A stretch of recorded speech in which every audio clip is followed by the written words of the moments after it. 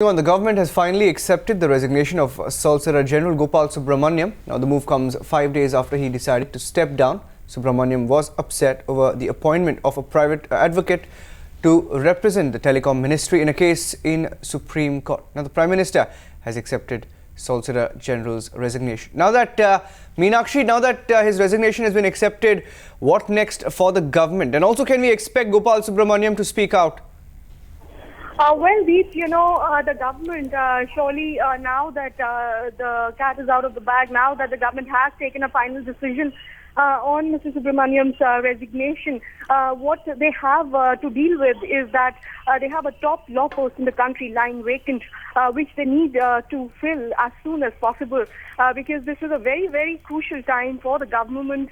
There are several things happening at the same time, especially vis-a-vis litigation in the Supreme Court. If you'll recall, the government was really on the back foot with regard to several crucial observations emanating from the Supreme Court, especially with regards to the black money case. We are also hearing today the government is likely to move the apex court, seeking a total recall of the entire judgment itself, because the government is still squirming under the very harsh observations made by the Supreme Court in that particular judgment. So really a very, very crucial period here now that the government has decided to let go of Mr. Subramaniam's services.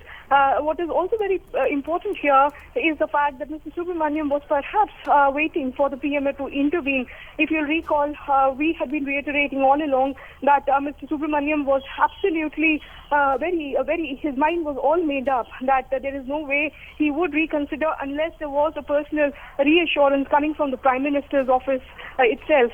Sadly for him, that was not to be, and now really what the government has to do, the most important task at hand for the government is seeking a suitable successor for Mr. Subramaniam's post and appointing a new Solicitor General as soon as possible. Mr. Subramaniam, on the other hand, has maintained a very studied silence. There are some sources close to him who tell us that this was something which was very close to his heart.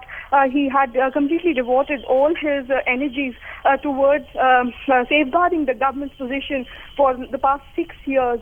So understandably, he is upset about this, but really we are awaiting some kind of a statement from his side, but so far he has not issued any.